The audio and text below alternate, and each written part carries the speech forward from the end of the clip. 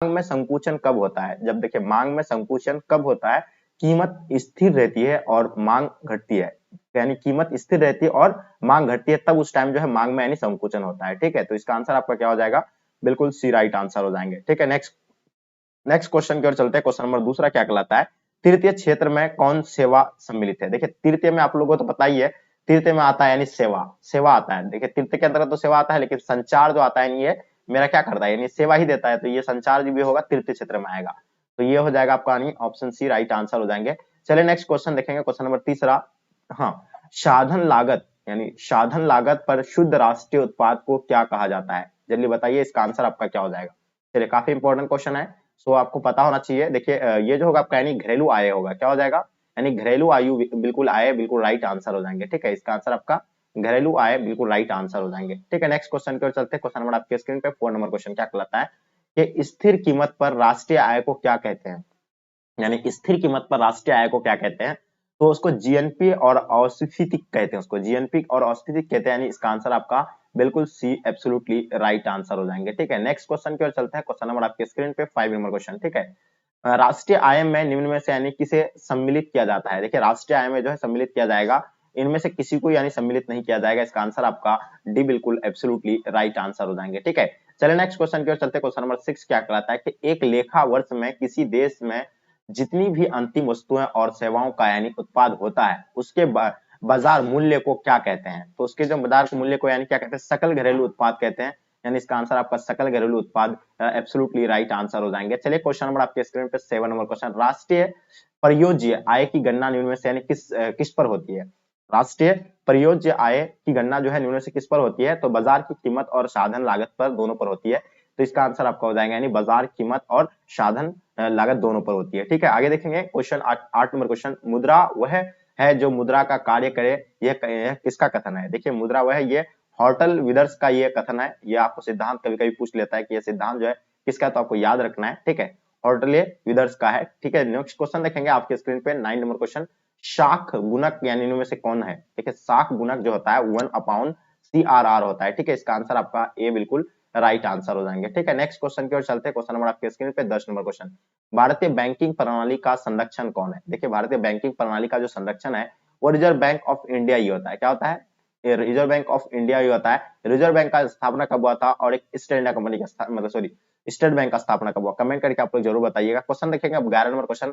Budget प्राप्तियों के संगठक निम्नलिखित में से कौन है? तो बताइए बजट प्राप्तियों के संगठक जो है यानी कौन होगा? यानी राजस्व प्राप्तियां होगा या पूंजी प्राप्तियां होंगे, यानी दोनों हो जाएगा। इसका आंसर आपका सी बिल्कुल राइट आंसर हो जाएंगे। ठीक है, चलिए नेक्स्ट क्वेश्चन आपके स्क्रीन पे 12 नंबर क्वेश्चन। विकासशील राष्ट्रों के लिए यानी कौन सा बजट सबसे उपयुक्त होता है? देखिए विकासशील राष्ट्रों के लिए सबसे कौन सा बजट नहीं उपयुक्त होता है? यानी घाटे का बजट। तो इसका आंसर आपका हो जाएगा यानी घाटे का budget will be the right answer हो जाएंगे। ठीक है, नेक्स्ट क्वेश्चन की ओर चलते हैं। Question number 13। अर्थशास्त्र के पिता कौन थे? देखिए अर्थशास्त्र के पिता जो है एडम स्मिथ को कहा जाता है। किसको कहा जाता है? एडम स्मिथ को। तो इसका आंसर आपका Adam Smith will be the right answer हो जाएंगे। चलिए क्वेश्चन नंबर 14। विशिष्ट अर्थव्यवस्था में शामिल होती है, कौन शामिल होता है? तो देखिए उसमें छोटे छोटे चर भी होते हैं, व्यक्तिगत इकाई भी होते हैं, व्यक्तिगत मूल्य निर्धारण होता है। तो इसका आंसर आपका इनमें से सभी बिल्कुल राइट आंसर हो जाएंगे। चलिए क्वेश्चन नंबर आपके स्क्रीन पे 15 नंबर क्वेश्चन। अर्थशास्त्र चयन का यानी तर्कश है, ये किसने कहा था? देखिए अर्थशास्त्र ये जो है मतलब चयन का तर्कश है, किसने कहा था? रॉबिन्स ने कहा था। किसने कहा था? रॉबिन्स। तो इसका आंसर आपका रॉबिन्स बिल्कुल राइट आंसर हो जाएंगे। क्वेश्चन नंबर 16 देखेंगे आपके स्क्रीन पे। किसने कहा कि अर्थशास्त्र धन का विज्ञान है? तो किसने कहा था अर्थशास्त्र धन का विज्ञान है? तो ये एडम स्मिथ के द्वारा यानी कहा गया था। तो इसका आंसर आपका Adam Smith will be the right answer हो जाएंगे। चलिए नेक्स्ट क्वेश्चन की ओर चलते हैं। Question number 17। सबसे पहले माइक्रो शब्द का प्रयोग यानी किसने किया था? देखिए माइक्रो शब्द का सबसे पहले प्रयोग जो है रेगनर फिश ने किया था। तो इसका आंसर आपका रेगनर फिश यानी बिल्कुल एब्सोल्युटली राइट आंसर हो जाएंगे। ठीक है, नेक्स्ट क्वेश्चन की ओर चलते हैं। क्वेश्चन नंबर आपके स्क्रीन पे 18 नंबर क्वेश्चन। ठीक है, मांग को प्रभावित करने वाले निम्नलिखित में से कौन है? तो बताइए मांग को प्रभावित करने वाला कारक में से कौन सा होगा? तो देखिए उपभोक्ता की रुचि होगा, दूसरा आय में परिवर्तन, कीमत। तो इसका आंसर आपका सभी हो जाएंगे, इनमें से सभी राइट आंसर हो जाएंगे। क्वेश्चन नंबर 19 देखेंगे। मांग में कमी के निम्नलिखित में से कौन कारण है? तो बताइए ये जो होगा आपका यानी आय में कमी होगा, क्रेताओं की संख्या कमी होगा, उसके बाद उपभोक्ताओं की रुचि कमी होगा। तो इसका आंसर आपका सभी बिल्कुल एब्सोल्युटली राइट आंसर हो जाएंगे। ठीक है, चलिए नेक्स्ट क्वेश्चन की ओर चलते हैं। Question number 20। मांग वक्र का ढाल सामान्य तो होता है, यानी मांग वक्र का ढाल सामान्य जो होता है तो क्या होता है? बाएं से दाएं नीचे की ओर। तो इसका आंसर आप लोगों का भी बिल्कुल एब्सोल्युटली राइट आंसर हो जाएंगे। क्वेश्चन नंबर 21 देखिएगा आपके स्क्रीन पे, मांग शब्द का मतलब मांगी गई उस मात्रा से लाया जाता है जो एक निश्चित कीमत पर खरीदी जाती है। यह परिभाषा किसने दी थी? तो ये परिभाषा किसका था? ये जो दिया था प्रोफेसर JS मिल दिया था, यानी बिल्कुल इसका आंसर आपका बिल्कुल राइट आंसर हो जाएंगे। चलिए नेक्स्ट क्वेश्चन देखेंगे, क्वेश्चन नंबर 22, वस्तु की कीमत में कमी से वस्तु की मांग में वृद्धि एवं कीमत में वृद्धि से वस्तु की मांग में कमी, ये कौन सा नियम है? तो ये जो है मतलब मांग का नियम है, तो इसका आंसर आपका मांग का नियम ऑप्शन आपका ए बिल्कुल एब्सोल्युटली राइट आंसर हो जाएंगे। क्वेश्चन नंबर 23 देखिएगा, परिवर्तनशील अनुपात का नियम संबंधित है। देखिए परिवर्तनशील अनुपात का नियम जो संबंधित है वो किससे है? तो बिल्कुल आपको बताया अल्पकाल में है। किससे है? अल्पकाल में होगा, तो इसका आंसर आपका अल्पकाल राइट आंसर हो जाएंगे। ठीक है, नेक्स्ट क्वेश्चन की ओर चलते हैं। क्वेश्चन नंबर 24 आपके स्क्रीन पे क्या कहलाता है? उत्पत्ति हास नियम लागू होने का मुख्य कारण कौन सा है? देखिए उत्पत्ति हास नियम लागू होने का मुख्य कारण जो है साधनों की सीमिति और उसके बाद साधनों का अपूर्ण स्थापन न होता है। तो यानी ए और बी दोनों हो जाएगा इसका आंसर। तो जो भी बच्चे आप लोग ए और बी दोनों बता रहे हैं, बिल्कुल आपका आंसर एब्सोल्युटली करेक्ट आंसर है। क्वेश्चन नंबर 25, दीर्घकाल में पूर्ति की लोच, दीर्घकाल में जो होता है पूर्ति की लोच जो होता है वह अधिक लोचदार होता है। क्या होता है? अधिक लोचदार होता है। इसका आंसर आपका बिल्कुल ए राइट आंसर हो जाएंगे। ठीक है, चलिए नेक्स्ट क्वेश्चन, क्वेश्चन नंबर 26 देखिएगा, दीर्घकालीन उत्पाद फलन का संबंध इनमें से किससे है? तो देखिए इससे जो होगा यानी पैमाने के प्रतिफल नियम द्वारा, यानी बिल्कुल इसका आंसर आपका सी राइट आंसर हो जाएंगे। ठीक है, नेक्स्ट क्वेश्चन की ओर चलते हैं। क्वेश्चन नंबर 27, अल्पकालीन उत्पाद की दशा में एक मतलब क्या होता है? विवेकशील उत्पाद किस अवस्था तक यानी उत्पाद करना पसंद करेगा? तो ये जो होगा आपका यानी द्विव अवस्था, यानी बिल्कुल इसका आंसर आपका बी राइट आंसर हो जाएंगे। ठीक है, नेक्स्ट क्वेश्चन की ओर चलते हैं। क्वेश्चन नंबर 28, बाजार मूल्य का संबंध निम्न में से किससे है? तो देखिए बाजार मूल्य का संबंध निम्न में से किससे है? तो ये अति अल्पकाल से है। तो इसका आंसर आपका आंसर हो जाएगा यानी अति अल्पकाल, एब्सोल्युटली राइट आंसर हो जाएंगे। 29 देखिएगा, किस बाजार में एकाधिकार तथा प्रतियोगिता दोनों का अंश पाया जाता है? तो ये जो पाया जाता है एकाधिकार प्रतियोगिता, यानी बिल्कुल एब्सोल्युटली राइट आंसर हो जाएंगे। ठीक है, नेक्स्ट क्वेश्चन की ओर चलते हैं। क्वेश्चन नंबर 30, मतलब क्या हो जाएगा? संशिष्ट अर्थशास्त्र में अध्ययन किया जाता है। तो बताइए ये जो अध्ययन किया जाएगा किसमें? यानी पहला आपका क्या दिया हुआ है? यानी व्यापार चक्रों का सिद्धांत, बिल्कुल। उसके बाद आर्थिक विकास का सिद्धांत, तीसरा आपका सामान्य कीमत स्तर मुद्रा स्फीति का सिद्धांत। इसका आंसर आपका सभी हो जाएंगे, इनमें से सभी बिल्कुल एब्सोल्युटली राइट आंसर हो जाएंगे। 31 देखिएगा, अर्थशास्त्र में तेजी और मंदी की समस्या को कहा जाता है। क्या कहा जाता है? तो व्यापार चक्र उसको कहा जाता है। क्या कहा जाएगा? व्यापार चक्र कहा जाएगा। क्वेश्चन देखेंगे आपके स्क्रीन पर 32, समष्ट उपकरण जो है क्या है? देखिए ये जो होगा आपका यानी समष्ट उपकरण की अगर बात करें तो ये होगा आपका यानी क्या हो जाएगा? राजकोषीय नीति होगा, उसके बाद मौद्रिक नीति हो जाएंगे, आय नीति। तो इनमें से सभी इसका आंसर आपका परफेक्ट हो जाएंगे। ठीक है, तो इसका आंसर आपको मतलब option D will be the right answer हो जाएंगे। क्वेश्चन नंबर 33 देखिएगा, समशिष्ट आर्थिक चर प्रमुख है। तो ये जो होगा आपका यानी क्या? राष्ट्रीय आय होगा, राष्ट्रीय बचत और विनियोग, यानी उसका समग्र मांग होगा। तो इसमें से सभी बिल्कुल इसका आंसर आपका परफेक्ट आंसर हो जाएंगे। ठीक है, नेक्स्ट क्वेश्चन की ओर चलते हैं। क्वेश्चन नंबर 34 क्या कहलाता है?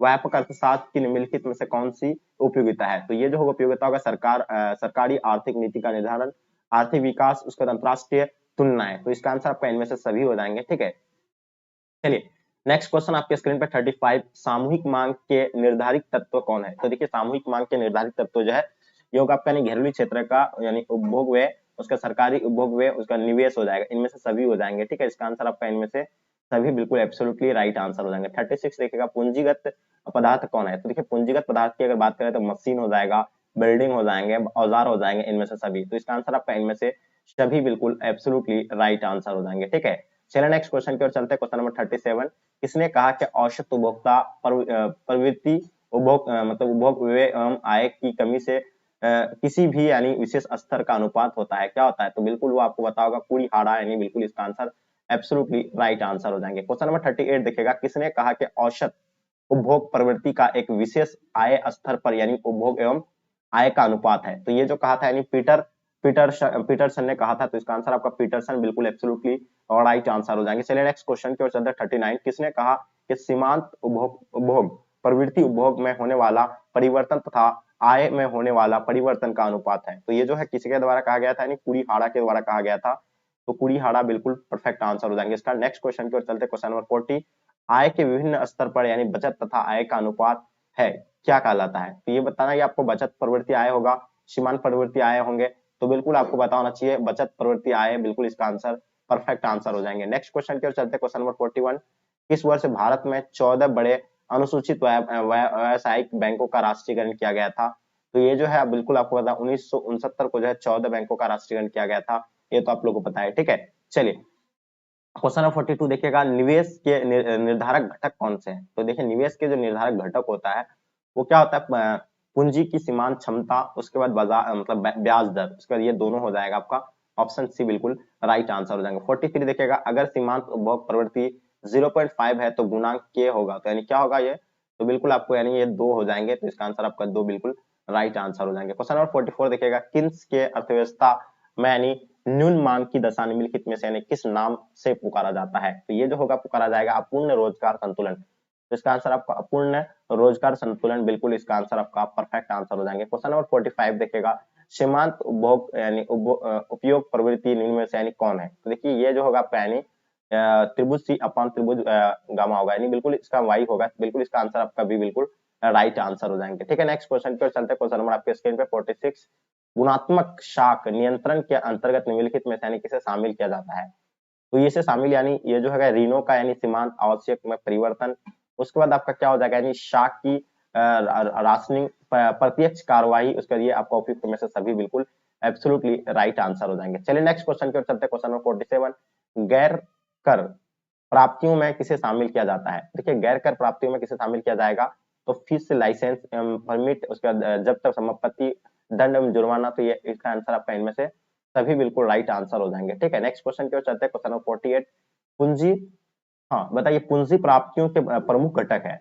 देखिए पूंजी प्राप्तियों के प्रमुख घटक की अगर बात किया जाए तो इसमें क्या होगा, ऋणों की वसूली होगा, ऋण एवं उधार होगा, सार्वजनिक उधार मतलब क्या होगा, उद्यमों की यानी हाँ बिल्कुल सही बोल रहे हैं, असंपत्तियों का विनाश, बिल्कुल ठीक है, इसका आंसर आपका डी जो है बिल्कुल परफेक्ट आंसर हो जाएंगे। ठीक है, तो चलिए नेक्स्ट क्वेश्चन की ओर चलते हैं, क्वेश्चन नंबर 49 यानी विकास, क्या हो जाएगा आपका यानी विकासात्मक व्यय के अंतर्गत इनमें से कौन आते हैं?